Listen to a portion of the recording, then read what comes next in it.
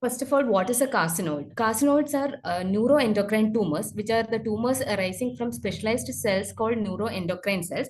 These are a type of cells that are distributed throughout the body, having some of the properties of neurons, some of the properties of endocrine cells. That is why the name neuroendocrine cells. Like neurons, they receive direct neuronal input, and also they have dense core granules like neurons have in their cytoplasm. These dense core granules are storage granules in which they store various hormones like ACTH, ADH, insulin, or neurotransmitters like serotonin, catecholamines, etc. Though these cells are distributed throughout the body, neuroendocrine tumors are seen in some particular organs, which are shown in this picture. It includes pituitary. In this picture, they have given the common hormones or amines that are secreted by neuroendocrine tumors in these particular organs. So the common organs are pituitary, thyroid, parathyroid, ganglions, adrenal cortex, adrenal medulla. Adrenal medullary neuroendocrine tumor is what we call as pheochromocytoma. Merkel cell carcinoma is the neuroendocrine tumor of the skin. Merkel cells are the named neuroendocrine cells in the skin. And thymus, lungs, GIT, pancreas, and even in urogenital system. Though neuroendocrine tumors are seen in all these organs, they are commonly seen in organs which are derivative of the embryonic gut. The common organs are foregut derivative organs like thymus, esophagus, lungs. As we all know, lungs is a derivative of embryonic foregut, which first derives as a respiratory diverticulum, later divides into two lung buds, which further develop and divide to form the lung parenchyma. The other common organs are appendix, ileum, cecum. Small intestine is the most common organ where we can see carcinoid tumor in the body. And pancreas is also a special site where we can see carcinoid tumor. In pancreas, these neuroendocrine tumors are divided into named based on the type of hormones that these cells secrete there. They are divided. They are known as gastrinomas, insulinoma, glucagonoma, VIPoma, somatostatinoma, based on the hormones or the some neurotransmitters that these cells secrete there. So today we are discussing about pulmonary carcinoid, which are the carcinoid tumor that arises from the neuroendocrine cells in the respiratory epithelium. In normal humans, what is the function of neuroendocrine cells in lungs? Neuroendocrine cells, they have a specialized properties like airway oxygen sensing. They helps in maintaining the airway smooth muscle tone. Also, they influence the local pulmonary blood flow. And more importantly, they are part of a stem cell hierarchy system in the respiratory epithelium. Means stem cells are here, the basal cells act as a stem cell. Whenever they need a new cell, these stem cells divide and form the new cells. But whenever lung injury happens and a significant amount of basal cells are destroyed through the lung injury, these neuroendocrine cells can act as a stem cell. They can divide and give rise to other cells, especially cells like Clara cells, which are non-mucinous protein producing cells in the respiratory epithelium. So whenever these cells in the respiratory epithelium undergo hyperplasia, it will result the tumor, carcinoid tumor. The hyperplasia can happen in different levels. First of all, neuroendocrine cell hyperplasia, which is the hyperplasia of the cell. Here the basement membrane will be intact. Whenever the hyperplasia accompanied with the breach in the epithelium, then it is called tumorlet. Whenever the size of the tumorlet is more than 5 mm, it is called as carcinoid tumor. The term carcinoid is coined by a German pathologist in 1907. That time, it was believed as a benign tumor. That is why the name is like that, carcinoid. Carcinoid means carcinoma-like. But later on, the studies has shown carcinoids are malignant tumors, but of low-grade neoplastic potential. Low-grade malignant potential. WHO classification of 2021 of lung tumors has classified pulmonary carcinoids under the heading pulmonary neuroendocrine neoplasm.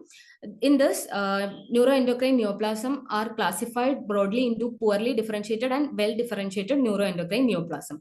Poorly differentiated neuroendocrine neoplasm include neuroendocrine carcinoma, and well-differentiated NEN include neuroendocrine tumors. So the term neuroendocrine carcinoma, neuroendocrine tumors, and neuroendocrine neoplasms are different things. We can see all these terms are used interchangeably in many places, but all these things are different things. Neuroendocrine carcinoma include small cell lung cancer and large cell neuroendocrine cancers, which are grade 3 or high grade neuroendocrine neoplasms. Neuroendocrine tumor, which includes the carcinoid, the topic for today, it includes typical carcinoid and atypical carcinoid. Typical carcinoids are grade 1 or low grade neuroendocrine neoplasm. Atypical carcinoids are grade 2 or intermediate grade neuroendocrine neoplasm. This classification of lung tumors has also mentioned one more entity called diffuse idiopathic pulmonary neuroendocrine cell hyperplasia, or DIPNEC. It's a histological condition which is a multifocal hyperplasia of pulmonary neuroendocrine cells, which can be associated with tumorlets, but never a carcinoid tumor. They present like a constructive bronchiolitis, like small airway disease in CT and all, like diffuse mosaic attenuation. This DIPNEC can be considered as a pre-neoplastic condition, like carcinoma in situ condition in other malignancies. So carcinoid is divided into typical and atypical carcinoid. This is based on histopathological features. Whenever the mitotic index means number of cells in the division, mitotic phase. Mitosis is the intermediate stage of cell division. Whenever the number of mitosis or mitotic index is less than 2 per 2 millimeter square of viable tumor, it is classified as a typical carcinoid. 2 to 10 mitosis, as we see in this picture, this black arrow points towards the mitotic cells. If it is 2 to 10, it is classified as atypical carcinoid. Whenever it is more than 10, it is classified as high grade neuroendocrine neoplasm. One more entity that help us to classify this classification is Ka67 value. Ka67 is a IHC marker, which is the proliferative index of the tumor. Whenever it is less than 3%, it is typical carcinoid. 3 to 20%, it is atypical carcinoid. And also in atypical carcinoid tissue, we may see necrosis and architectural distortion, which will not be there in typical carcinoid.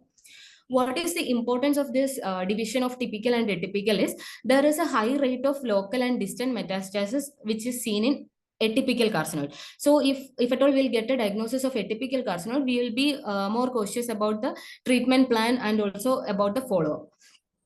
Atypical carcinoids are one of the rare thoracic malignancies, constitutes around 0.2% of total thoracic malignancies, whereas typical carcinoid constitutes around 2% of total thoracic malignancies.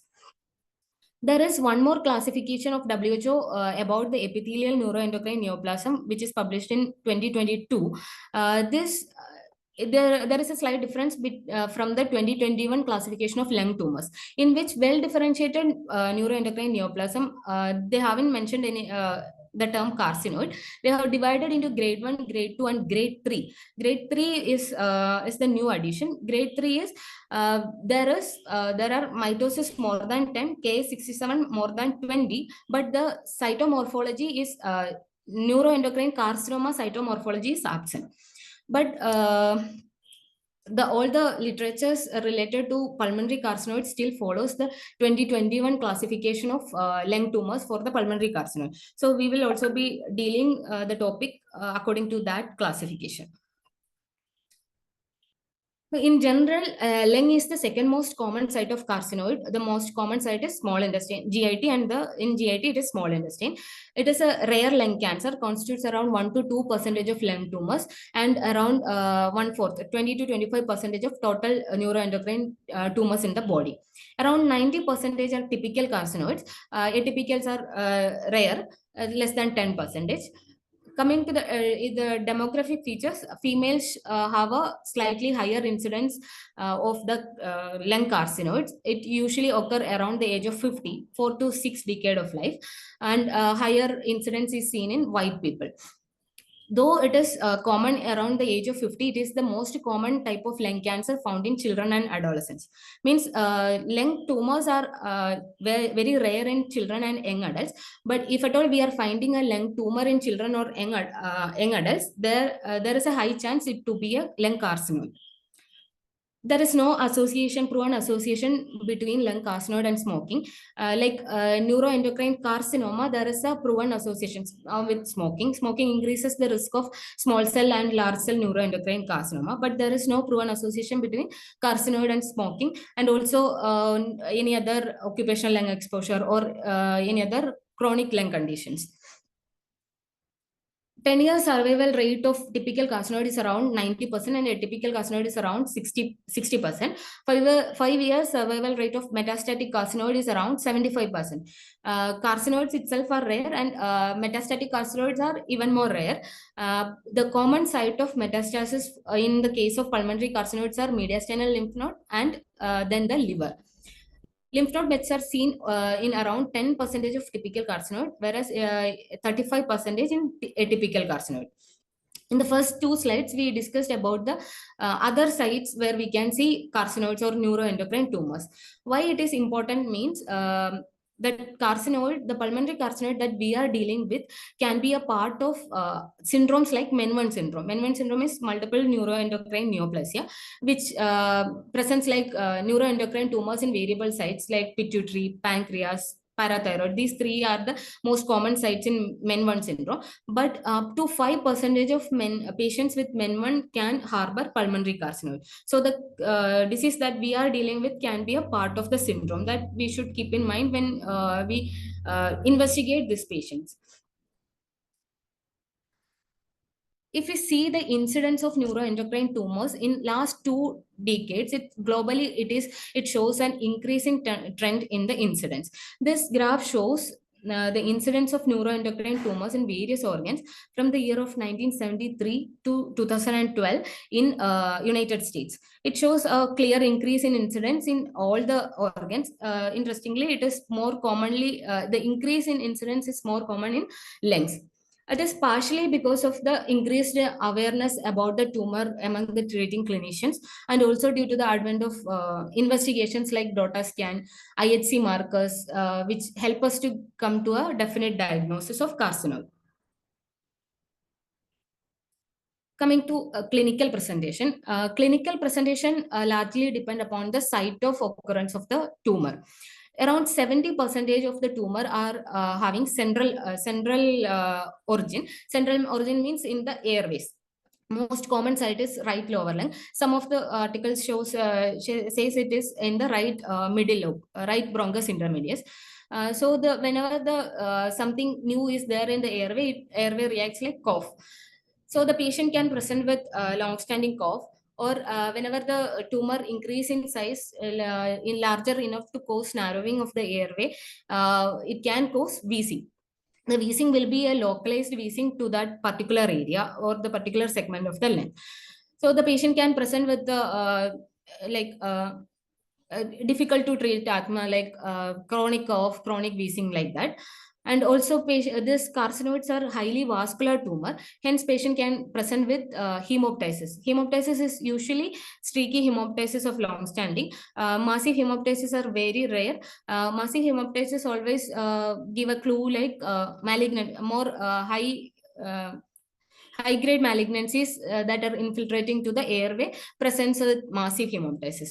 Carcinoids usually presents with streaky hemoptysis.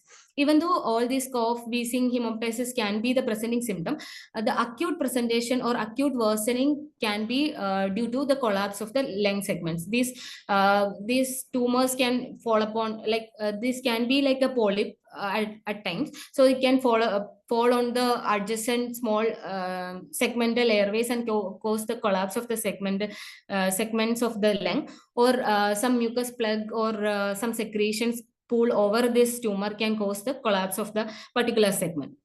In that condition, the person will have experience acute deterioration, and people will come to emergency with acute worsening of the symptoms. And the other symptoms like post-obstructive pneumonia, recurrent pneumonia of the particular site, recurrent pneumonia leading to bronchiectatic changes, or non-resolving pneumonia forming a lung abscess in otherwise normal or immunocompetent patient. All this can be the clinical presentation. Rarely it can cause stridor also whenever this tumor is in the central airway. Around 30% of the tumors are peripheral in origin. They are often incidental. We should keep this carcinoid as a DD for the slow growing SPN, like as we see in this the second picture. Why 70 percentage of carcinoids are more commonly seen in the airways? This slide shows up. This is a pictorial representation of various cells in the airway epithelium. This blue cells shows neuroendocrine, represents neuroendocrine cell.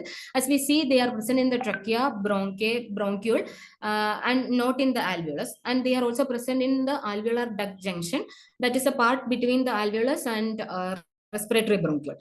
So if we see, the concentration of neuroendocrine cells are normally higher in the bronchi compared to other parts of the respiratory epithelium. That is why neuroendocrine tumors are more common in the airway, that too in the major lobar or segmental bronchi. And then the peripheral carcinoids arise from the neuroendocrine tumors of the distal bronchioles or from the neuroendocrine cells in the alveolar duct junction. So till now we saw the symptoms due to the mass effect of the tumor. But other than mass effect, the patient can present with the constellation of symptoms called carcinoid syndrome. Around 10% of carcinoid tumor, not at all the pulmonary, whole body carcinoid, around 10% can be functional and produce symptoms, constellation of symptoms called carcinoid syndrome. They are due to the secretion of amines like serotonin and histamine by these cells. These serotonin and histamine, which are excessively produced by the neuroendocrine cells, increase the motility of the gut, which results in chronic or persistent diarrhea, can cause vasodilatation, which presents as a facial flushing. Facial flushing is the most common feature found with carcinoid syndrome, and also it can cause bronchoconstriction. Diffuse bronchoconstriction results in wheezing, which can be a presenting complaint to the pulmonary OPD. The difference between this wheezing and the earlier wheezing due to mass effect is that wheezing due to mass effect will be always localized. This wheezing due to carcinoid syndrome, it will be diffuse like an asthma. This table shows the various symptoms and the involved mediators. Only 10% of carcinoid will be functional. That means the 90% will not, that doesn't mean a 90% will not produce any serotonin, histamine, or any other hormones. It is like this symptoms caused by serotonin and histamine is what is called as a carcinoid particularly. This serotonin and histamine, what happens is this liver can handle a huge amount of serotonin and histamine. That is why whenever the production increases beyond the capacity of liver, then only it will produce the symptoms. That is why it is present only in 10% of carcinoid, and usually seen with metastatic carcinoid and also with the significant liver metastasis. Lungs is also a site of serotonin metabolism like liver. That is why the incidence of carcinoid syndrome in pulmonary carcinoids are even more less. It is only around 2%. Why we need to know about the carcinoid syndrome is these symptoms can be the presenting complaint to the OPD. Patient can present to other OPDs with complaints like diarrhea, pellagra, like that. So we should be aware about these symptoms, and at times we may need to manage these symptoms medically even before giving a definitive treatment, that is resection of the pulmonary carcinoid. And one more important thing is, if the patient is having carcinoid symptoms, we should screen the cardiac status also, because around 50 to 60% of patients with carcinoid syndrome can develop cardiac complications like tricuspid regurgitation and pulmonary stenosis. This will be of importance if you are planning for a surgical resection and all. So if you remember the first picture, which is showing the commonly secreted hormones. Pulmonary carcinoid, the two hormones that are secreted by pulmonary carcinoids are ACTH and ADH, other than serotonin and histamine. So pulmonary carcinoid can present with other syndromes other than carcinoid syndrome. It can present with ectopic Cushing syndrome and SIADH. Cushing syndrome can present with hypertension, hyperglycemia, hypokalemia features, and SIADH, because of the ectopic production of ADH, can present with hyponatremia and serum hypoosmolality. So we should be aware about this also, because we then only will look for all this, and we can manage if at all it is present. So this is a interesting case report published in World Journal of Gastroenterology, in which a patient was presented or with a chronic diarrhea. They were treating it as a ulcerative colitis. Later found to have a pulmonary carcinoid. After the resection of pulmonary carcinoid, the patient got completely asymptomatic from the intestinal symptoms.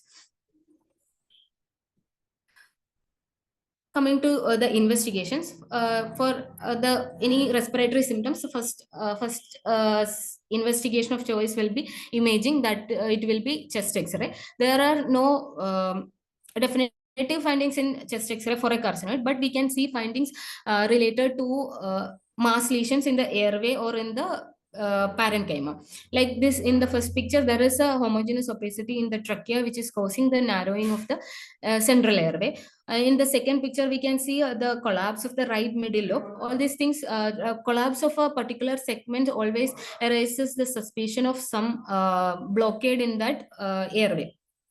Or it can or we can see the recurrent pneumonic patches in the particular segment, or a lung abscess in a otherwise normal, healthy, or immunocompetent patient, or focal bronchiectasis changes. All these things will give a clue, like there is something in the airway.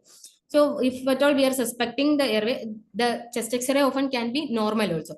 So if at all we are suspecting something in an airway, and or the chest X-ray is normal and patient is severely symptomatic, we will go for the next investigation, that is contrast enhanced CT chest. We for any mass lesion or carcinoma, we have to go for CECT, because carcinoma and including carcinoids are highly vascular, so that they will be more lightened up or more easy to differentiate from the surrounding parenchyma or collapsed lung if we are using CECT test.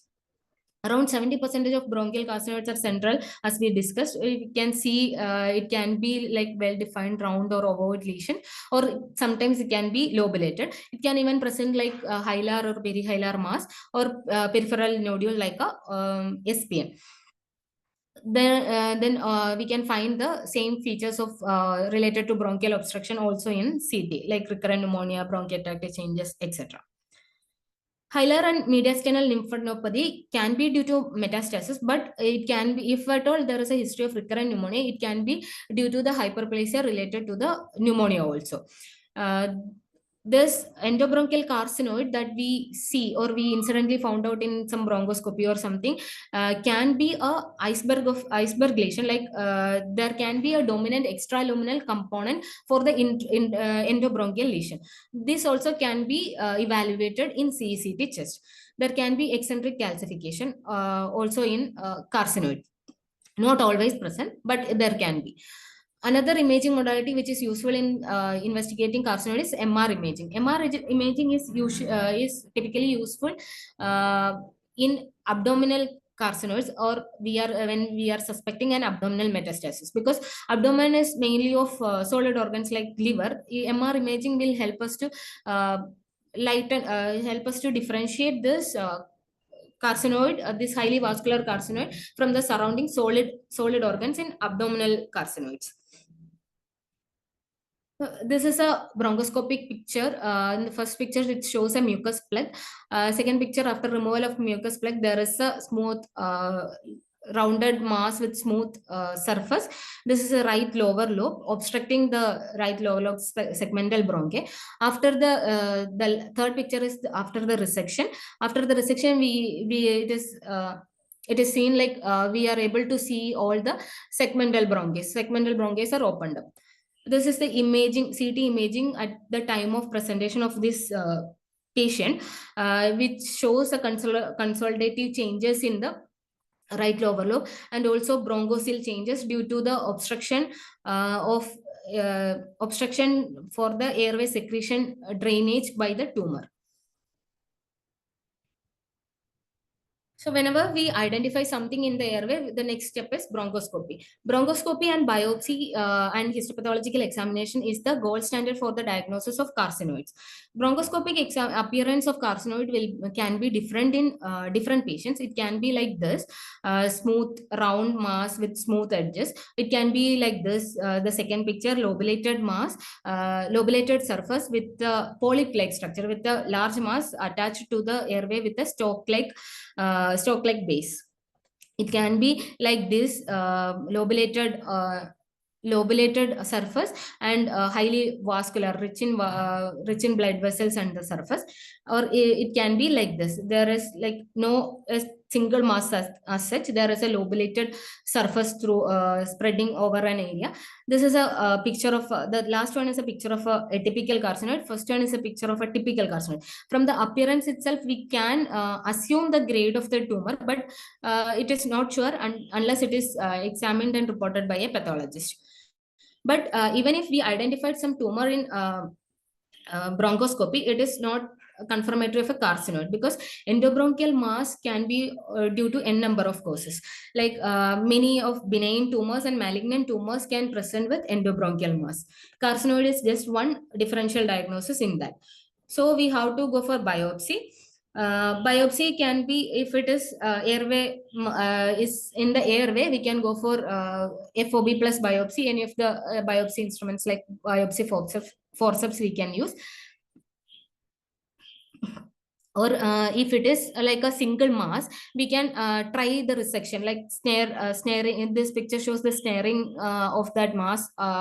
So will if at all possible, we can snare the mass as much as possible. This will give enough chunk of tissue so that the pathologist can do a detailed examination and IHC markers, everything. At the same time, it can be of curative treatment also. The patient will get an immediate symptom relief the post biopsy itself. Or else, if the carcinoid or the suspicious mass is in the periphery, we can map it, and we can, with the help of a radial probe or something, we can localize the lesion in the periphery and then go for cryoprobe parenchymal lung biopsy. We can the EBUS is also useful if at all the mass is around the airway, and also if we are suspecting some metastasis or some enlarged lymph node, we can take sample through EBUS TBN. But one more thing that we should keep in mind is carcinoids are highly vascular. But even though highly vascular, the chance for heavy bleeding in the airway is less for carcinoid. It's not the incidence of heavy bleeding while biopsy are less among carcinoid biopsies. But if at all there is a high risk of bleeding, like when we see the last slide, the tumor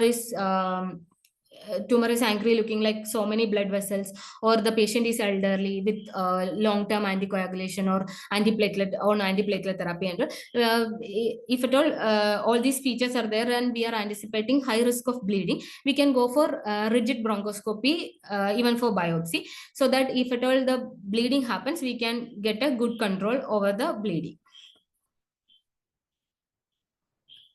So all these measures are for the carcinoids in the airway. If the carcinoid or the suspected lesion is in the periphery and it is the no airway is leading to that lesion, we can go for EBUS, this image guided percutaneous biopsy. So after biopsy, this specimen is gone for a histopathological examination. First of all, we have to know whether it is a carcinoid or not. That is confirmed with the IHC markers. IHC markers specific for carcinoid are chromogranin, synaptophysin, and CD56. And then once carcinoid is confirmed, we have to know the grade, typical or atypical. It is based on the mitotic index, presence or absence of necrosis and architectural distortion, and Ka67. Mitotic index less than 2 is typical, 2 to 10 is atypical, more than 10 is high grade, and KS67 less than 3 typical, 3 to 20 is atypical, more than 20 is high grade as we see in this picture. So we came to a conclusion of a carcinoid, which is a malignant tumor. To go in the next step of management of any malignant tumor, we need to know about the stage of the cancer. Stage of the tumor is mainly based on the metastasis, how far it is spread, whether it is locally spread or distant, whether there is a distant metastasis. For that, we usually use in any malignancy is FDG PET. FDG PET is fluorodeoxyglucose PET. That is a PET that we use in normal malignancies, which is the contrast material that we give is fluoride coated deoxyglucose. Fluoride is the radio tracer that we use there, and deoxyglucose. Why we give deoxyglucose is deoxyglucose will be taken up more by highly metabolically active tissue, which includes the malignant tissue. But and then they will lighten up in the PET scan. But what happens in the case of carcinoids, they are very slow growing, low metabolically active, especially the typical carcinoid. They are slow growing tumors. The median doubling time of carcinoid is around 300 days. So if we give glucose coated with the radio tracer, it will not take up, so it will not lighten up. Then what we can do is we should give something specific for the neuroendocrine cells. For that, we use SSTR PET. SSTR PET means somatostatin receptor PET. Somatostatins are the natural hormones that are secreted by the pituitary, which suppress the hormonal secretion by all the endocrine cells. Like endocrine cells, these neuroendocrine cells also express SSTR, somatostatin receptors, in their cytoplasm. So when we give somatostatin analogs, that can be taken up by neuroendocrine cells. For analyzing the metastatic status of carcinoma tumor, will give the somatostatin analog coated with a radio tracer. Here we use gallium as the radio tracer. There are 3 different type of SSTR PET, which are dotatate, gallium-68 dotatate, dotanoc, and dotatoc. These 3, if you take gallium-68 dotatate as the PET tracer, or as the PET scan that we are ordering, the tracer have 3 main components. First, gallium, which is a radio tracer, and a short chain peptide, tyrosine 3 octreottate, which is the somatostatin analog that go and bind to the cell, neuroendocrine cell, which is linked to the radio tracer via chemical macrochelator called DOTA, which is 1,4,7,10 tetraacetyl tetraacetic acid. So this gallium dotatate is SSTR type 2 specific. There are 5 different types of SSTR. SSTR type 2 is the most commonly seen SSTR in carcinoids, neuroendocrine tumors. So dotatate is specific for SSTR type 2. Dotanoc and dotatoc, the difference is in the side chain molecule. Otherwise, it is the same. Dotatoc binds to type 2, 3, and 5. Dotanoc binds to type 2 and 5. So we can choose any of the 3 SSTR PET for the further investigation according to the availability. This is a picture showing a CT with a lung mass. This is a carcinoid in the right lower lobe. If we see the same patient's DOTA scan at the same level, we can see a highly lightened up area in this whole mass. This whole mass is not the carcinoid, and this is the carcinoid tumor, and the rest is the lung parenchyma. And it also shows some uptake in the above and also in the spleen. So it is a case of metastatic carcinoid, which will not get the clue from a normal CT scan. So what about FDG PET? Whether it is not at all useful, or whether we don't need FDG PET. It's not like that. If we see the first picture, this is a 58-year-old female with the history of typical carcinoid, who was treated with the left lower lobectomy. In follow-up, they had taken FDG PET DOTA scan. The first is DOTA scan. First is FDG PET, and the second one is DOTA scan. DOTA scan shows a great uptake in the mediastinal lymph node. So there is a mediastinal carcinoma which is not shown in the FDG PET. But if you see the second picture, this is a 63-year-old female of atypical carcinoid. Here, what we should highlight is the Ka67 is around 20%. If you see the first picture is of FDG PET, it shows lightened up lesion in the mediastinum, but it is not there in the DOTA. Why is it so? Means is whenever the grade increases from grade 1, grade 2, and grade 3, the expression of DOTA, the SSTR expression will come down and the cells become more hypermetabolic. So the sensitivity of DOTA Tate will reduce as the grade increases. The atypical carcinoid, that is of grade 2, can be sometime positive to DOTA, sometime negative to DOTA also. That we should keep in mind. And here, if you see, the K67 is of 20%. As we discussed, K67 less than 3 is typical and 3 to 20 is atypical.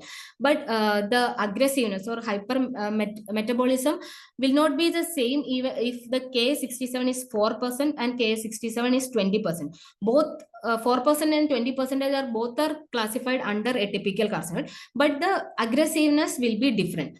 So that is why this European Neuroendocrine Tumor Society has advocated to indicate the mitotic count and Ki67 index in the pathology report, because even though they are the 3% or 4% and 19% or 20% are classified under atypical carcinoid, the aggressiveness will differ. So the value of Ki67 and mitotic count impact on management even within the diagnosis of atypical carcinoid. So SSTR PET should be always be performed in staging and deciding the therapeutic option of carcinoids. But at times, the combined approach of these two functioning modalities will give more accurate staging and define aggressiveness. This ENET society has given has advocated like FDG PET is indicated in atypical carcinoid and also in typical carcinoid during follow-up. If at all we are suspecting some recurrence, because typical carcinoids are very rare tumors to go into a recurrence. If at all typical carcinoids recurs, then we should suspect a biological switch to a more aggressive form. That time it may not be picked up by a DOTA scan. It may be more evident in a FDG PET. So this is 4 images just to show the difference between different imaging modalities. CT, first is this is a case of liver carcinoid. The CT, we can see some lesions which is more clearer in the MRI, and there is no lightening up in the FDG, but there is lesions lightened up in DOTA scan in the fourth picture. Next, coming to laboratory investigations. Laboratory investigations are not mandatory. If at all we are suspecting some features like hypertension or facial flushing and all in the patient with the carcinoid is because of carcinoid syndrome. To prove that, we can go for laboratory investigation like urinary 5-HIAA. This is 5-hydroxy indole acetic acid. This is the metabolic product of 5-HT, which is serotonin, which is usually secreted through the urine. So it will be high if the patient is having a carcinoid syndrome. Then other investigations like serum cortisol, serum ACTH if we are suspecting ectopic Cushing's, serum sodium, urine serum osmolarity if we are suspecting SAADH, serum calcium and PTH if we are suspecting the presence of a MEN syndrome. This slide summarizes all the investigations that we have discussed till now. One small difference is that they have advocated CT chest and CT abdomen, but we usually doesn't do CT abdomen straight away if we are suspecting a pulmonary carcinoid. Anyway, we'll be doing DOTA scan or FDG PET so that it will get covered, I think. So the staging after PET scan, seeing the status of metastasis, we'll go for staging. Staging, as such, is not so important in the management of carcinoid as pulmonary carcinoid. This carcinoid also follows the TNM8 stage of TNM8 staging of lung tumors. If we see the classification, the usual occurrence is in the main bronchus, which make, or in the carina, will make it into a T2 or T4 staging, and usually end staging will be N0. So the more commonly occurring stage of cancer will be 1B, 2A, 2B, and it can be 3A also. If you see the percentage of occurrence in various stages, if you see typical carcinoid, at the 84 percentage usually presents in stage 1, only 1% but presents in stage 4. But the importance is 1% can cause stage 4, can be a stage 4, that we should keep in mind. It is not so benign behaving.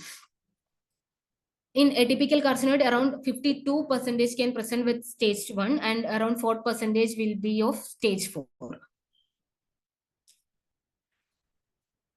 Coming to management, there are various societies guidelines, like Commonwealth Neuroendocrine Tumor Society guideline, or North American Neuroendocrine Tumor Society guideline, European Neuroendocrine Tumor Society guideline, NCCN is Network of Comprehensive Cancer, National Comprehensive Cancer Network. ESMO is European Society of Medical Oncology. All these guidelines suggest treatment of pulmonary carcinoid as surgery without urgent treatment. But some of the guidelines give chemotherapy also as a treatment plan in stage 3 atypical carcinoid. Even though all these guidelines has discussed the role of interventional pulmonologist in treating the carcinoid, that is the endobronchial treatment, which are curative in many carcinoids. These all these guidelines has been discussed in their discussion, but it's yet to come into the final recommendation. Even though it is not in the final recommendation, they all these guidelines advocates for the endobronchial treatment, which mainly for typical carcinoid and endoluminal without any metastasis. Even though they are not in the guideline, there are various reports from early 90s that shows the value of intervention pulmonologist, or the endobronchial therapies, which is curative in many situations for a treatment of endobronchial carcinoid. For selecting the endobronchial carcinoid, the proposed algorithm in many literature is the tumor diameter less than 2 mm, that is 2 centimeter, and no signs of lymph node involvement, and purely intraluminal disease. The endobronchial therapy EPT has shown a success rate of around 72%. With a possible extraluminal disease, that they considered some infiltration into the bronchial wall and all, the EBT has shown a success rate of 28%. But if you think like 28 is less, but the thing is, in 28% of patients, the EBT could in 28% of patient, EBT could achieve a good success rate. And whenever the tumor diameter is more than 2 centimeter, or if at all there is a signs of local or distant metastasis, we have to refer for surgery. This is irrespective of the grade of the carcinoid, whether typical or atypical. In most of the literature, the patient selection is mainly based on the size of the tumor. So we are not going in detail about the how we do the endobronchial therapy. We'll see how we select the patient. The patient should be of central tumors. Size is less than or equal to 2 centimeter or 5 millimeter cube of volume. No extra even though there is a cutoff has been given in various review of literatures, that this 2 centimeter, we can see a number of cases that people have done endobronchial therapy for carcinoids larger than this and achieved a good rate, but it is not into the protocol yet. and there should not be any extraluminal lymph node or regional metastasis. And if at all the tumor is big but the size base attachment is smaller, less than 1.5 centimeter square, we can go for EBT. As I said, there are many literatures, many case reports that shown good response even with EBT, even carcinoids having size more than this. And after resecting the tumor with any of the hot or cold methods like APC, electrocautery, laser, cryo, everything, anything we can use. There are different case reports using different methods. Laser and the cryotherapy is the most commonly used and considered to be safe to treat the base and the endobronchial lesion. Cryotherapy is advocated as suitable technique to treat the base because it is directed to the tissue with a high water content, so that the risk to damage cartilaginous structure in the bronchial wall is less. Other than curative intent, endobronchial therapy can be a palliative option also, in which the patient is not fit for the surgery. Or in the interim, we can do a endobronchial therapy, and by the when the patient needs more time to prepare for a extensive surgical thoracic surgery repair.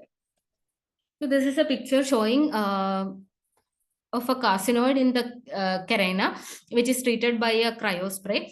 Cryospray A is showing the first sitting with the removal of the tumor with cryospray. Second row shows the 6-month follow-up bronchoscopy, which shows some ulcerated lesions. They again treated with cryospray. Like this, we need to follow up the patient, and we may need to do more than one procedure if at all we are suspecting the local recurrence, because entities like DIPNAC can be there in the surrounding of the actual tumor, which has been identified in the surgically resected specimens. The third one is the 8-month endoscopy, which shows a complete resolution, no complete healing of the airway mucosa. This picture we have seen, the same picture showed in the bronchoscopy slide. There's a picture of atypical carcinoid. It doesn't strictly follow the size criteria, yet they did treated with cryotherapy and had a good response. So if the patient is not fit for endobronchial management, the criteria is not meeting we are not able to give a curative treatment endobronchially, then we have to go for surgical treatment. Surgical management largely depend upon the tumor location. It can be a wedge resection, it can be lobectomy, or it can be pneumonectomy, or it can be a bronchial sleeve resection. If the tumor is purely endobronchial, the surgeons will resect the part and then create an anastomosis in the airway. Or it can be segmentectomy, lobectomy, which is the most common surgical approach nowadays, and pneumonectomy. The most common surgery of choice is lobectomy or sleeve resection if the tumor is only in the airway, sleeve resection. Otherwise, lobectomy if at all there is a parenchymal spread or it is close to the parenchyma, then lobectomy with systemic nodal dissection. Sublobar resection is a treatment of choice if it is a peripheral carcinoid of less than 2 centimeter, and the surgeon is able to achieve a complete R0 resection while doing the procedure. In small peripheral pulmonary carcinoids, surgeons can go for minimally invasive procedures like video assisted lobectomy and segmentectomy. Or in centrally located bronchial carcinoids, or if there is a suspected or proven metastatic mediastinal node, then we have to go for extensive approach like thoracotomy approach. Coming to systemic therapy is mainly for advanced bronchial carcinoid, or else we try systemic therapy if at all there is a endocrinopathy because of the excessive production of hormones. It includes somatostatin analogs, PRRT. PRRT is peptide receptor radionucleotide therapy, targeted therapy, and chemotherapy. Somatostatin analogs that we use are octreotide and lanreotide. They go and bind to the octreotide receptors. They are somatostatin mimics. They suppress the release of the hormones or means by the neuroendocrine cells. Thereby we can get a good symptom control. And standard chemotherapy regimens are of limited efficacy because all the standard chemotherapeutic drugs target the lungs, targets the cells when they are actively multiplying. In the multiplication stage only this chemotherapeutic agents acts, but these are neuroendocrine tumors are very slowly proliferating, so the standard chemotherapeutic regimens have a limited efficacy in carcinoids, especially typical carcinoids. Then targeted therapy includes everolimus, which is a mTOR pathway inhibitor. It's the only FDA approved drug for pulmonary carcinoid. All other drugs we use various drugs, chemotherapeutic agents also, which are proven of benefit in other neuroendocrine tumors like pancreatic or intestinal neuroendocrine tumors. With that extrapolated data we are using in pulmonary carcinoid. It is not yet approved as such for the pulmonary carcinoid. Combination of everolimus with octreotide shows a higher response rate. Then PRRT, what is PRRT? Is a peptide receptor radionucleotide therapy. It is like a radioiodine therapy for the thyroid cancer. We give a somatostatin analog linked with the radioactive material. We commonly used material is lutetium-177 or yttrium-90. Radio labeled agents are given to the patient, and it will go and bind these somatostatin analogs, go and bind to the SSTR receptor. Same principle as in DOTA scan, but the radionucleotide radio tracers are radioactive elements which kills the neuroendocrine cells. Then there are locoregional therapies also, like radiofrequency ablation or cryoablation for liver, bone, and lung metastasis. So this is a treatment algorithm, no, like whichever we are discussed in the previous slide. This is also a slide which shows how to choose which therapy. There is no one after the other. Based on Ka67, SSTR receptor, and growth rate, this table shows how to select a particular therapy for our carcinoid. And capecitabine and temozolomide can also be used in pulmonary carcinoid, has also been shown giving a benefit or response to these chemotherapeutic agents, but these are standard chemotherapeutic choice, therapy of choice in GI meds. Octreotide and bevacizumab is also a better tolerated chemotherapeutic regimen with a higher response rate. So the most important thing is patient follow-up. If at all we are doing endobronchial therapy, we are doing patient follow-up. Post endobronchial therapy, we should do a bronchoscopy after 6 to 8 weeks to see the area of resection, area of removal of the tumor. Then after that, every 3 months for 1 year, we have to do bronchoscopy. If at all there is a suspicion of recurrence, we should take a thoracic surgery opinion. And the imaging, how to do imaging follow-up, all the guidelines have recommended standard CT imaging because DOTA scan and PET scan are not available everywhere. So all the guidelines has been recommended standard CT imaging at third month and 6 month, and then annually up to 10 years in typical carcinoid. In atypical carcinoid, it will be more closer monitoring is needed in first 3rd month, 6 month, and then 6 monthly up to 2 years, then annually up to 10 years. If at all we are suspecting any CT changes, suspecting any recurrence or metastasis, or if the DOTA scan or FDG PET is available, we should go for DOTA and FDG PET. This slide concludes everything that we discussed so far in this class. This is self-explanatory. It's just given everything from the investigation to follow-up in this flowchart. So the take-home messages are carcinoids are malignant neoplasm of low to intermediate grade neuroendocrine neoplasm. Bronchoscopy and biopsy are the gold standard of diagnosis. Pathologists have a key role. We should ask for the Ka67 and mitotic index because that itself have a role in the management even if both even if giving a typical and atypical, we should ask for mitotic index and kx67, because it have an impact on the follow up. We should give an individualized treatment plan concerning EBT or surgery, or if there is a need for systemic therapy. All these things are decided based on the patient. And if at all pure enteroluminal less than 2 centimeter and no metastasis, we can consider EBT. But there are, even though there are not guidelines, there are case reports which are showing EBT was successful in typical and atypical carcinoid, even size of more than 2 centimeter. So at times we may need to go beyond the guideline. Then proper for long-term follow-up is mandatory, because as it is slow growing, there can be a late recurrence. That's. Thank you.